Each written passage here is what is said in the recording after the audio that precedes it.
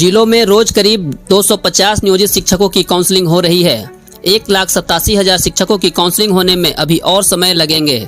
शिक्षा विभाग के पदाधिकारी बताते हैं कि अगले माह ही प्रक्रिया संपन्न होगी। काउंसलिंग पूरी होने के बाद ही उनके पदस्थापन को लेकर विभाग आगे की कार्रवाई शुरू करेगा। जिलों से विभाग को प्राप्त आंकड़े बताते हैं कि काउंसलिंग के लिए बुलाए गए 97-98% शिक्षक उपस्थित हो रहे हैं। अब तक 40,000 से अधिक शिक्षकों की काउंसलिंग हो चुकी है। काउंसलिंग के बाद नए स्कूल में योगदान के साथ ही ये सभी सरकारी शिक्षक हो जाएंगे। इन्हें विशिष्ट शिक्षक के रूप में जाना जाएगा। काउंसलिंग में किसे किस दिन आना है, इसकी सूचना शिक्षक के मोबाइल पर विभाग द्वारा संदेश भेजकर दी जा रही है। साथ ही विभाग की वेबसाइट पर भी यह जानकारी अपलोड की जा रही है। विभाग ने भी निर्णय लिया है कि अवकाश रहने तथा सिपाही की भर्ती परीक्षा वाले दिन काउंसलिंग स्थगित रहेगी।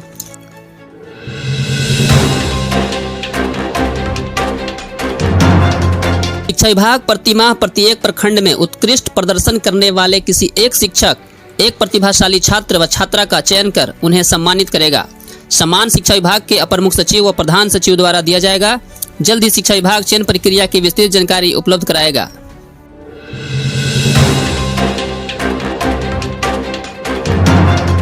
गुरुवार को शिक्षा विभाग के अपर मुख्य सचिव डॉक्टर एस सिद्धार्थ ने विद्यालय में शिक्षकों की भूमिका के संबंध में एक मार्गदर्शिका जारी की है।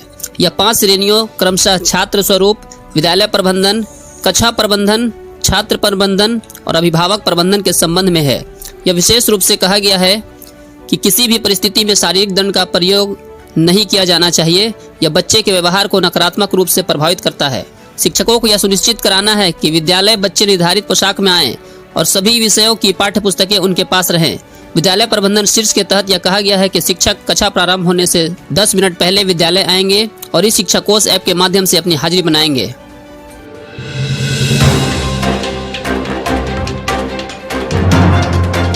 सभी शिक्षक अनिवार्य रूप से शिक्षक शिक्षा संस्थानों में 6 दिवसीय आवासीय प्रशिक्षण को पूरा करेंगे। यदि किसी भी विद्यालय में अगर अप्रशिक्षित शिक्षक पाए गए तो उनके खिलाफ कठोर कार्रवाई की जाएगी। मेन्यू के हिसाब से मध्याह्न भोजन उपलब्ध कराने के निर्देश भी दिए गए हैं। कक्षा प्रबंधन के तहत शिक्षकों को वर्ग मॉनिटर से अनुपस्थिति विद्यार्थियों की संख्या को लिखवाना है। विषयवार शिक्षकों की कमी होने पर बहुस्तरीय कक्षा का संचालन किया जा सकता है। विद्यालय की डायरी को शिक्षक नियमित रूप से देखें, यह निर्देश भी मार्गदर्शिका में है। वैसे विद्यार्थियों की पहचान करना है जो कक्षा में अपने सहपाठियों एवं शिक्षकों के साथ स्वतंत्र भाव से आत्मविश्वास के साथ बातचीत नहीं करते हैं।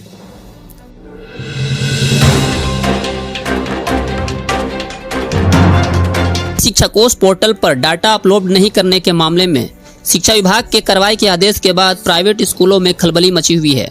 इस मामले में Bihar public school and children welfare association ने शिक्षा मंत्री को ज्ञापन देकर ई शिक्षा कोष पोर्टल पर डाटा अपलोड करने की बाध्यता से मुक्त करने की मांग करते हुए कहा है कि प्राइवेट स्कूलों के लिए एक ही पोर्टल डाटा अपलोड करने की सुविधा रहे।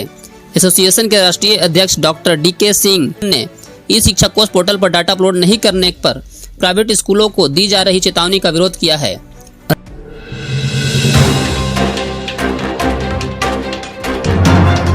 राज्य के सभी सरकारी स्कूलों में भी बच्चे अब हेड गर्ल एवं हेड बॉय बनेंगे। बच्चों को शारीरिक दंड नहीं मिलेगा।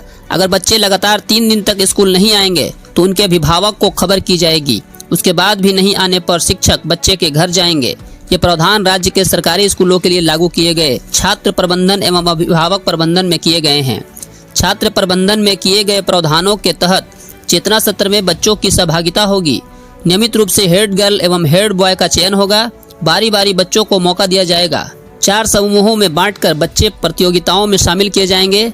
हर समूह के नाम नदियों के नाम पर रखने के सुझाव भी दिए गए हैं। शिक्षक सुनिश्चित करेंगे कि बच्चे निर्धारित पोशाक में स्कूल बैग के साथ कटे हुए नाखून एवं संवरे हुए बाल में आएं। शिक्षक बच्चों को सकारात्मक व्यवहार के लिए प्रेरित करेंगे।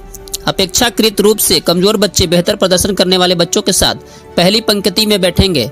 बेहतर प्रदर्शन करने वाले विद्यार्थी अपने सहपाठी को कक्षा कार्य, अभ्यास पत्रक एवं अधूरे गृह कार्य को पूरा करने में सहयोग करेंगे। बच्चों को बेहतर नागरिक बनाने के लिए शिक्षक उन्हें अनुशासन का पाठ पढ़ाएंगे। बच्चों को किसी भी परिस्थिति में शारीरिक दंड नहीं मिलेगा। कमजोर बच्चों के लिए दक्ष कक्षाओं का संचालन होगा। इसका ध्यान रखा जाएगा कि विद्यार्थियों में रटने की प्रवृत्ति ना हो।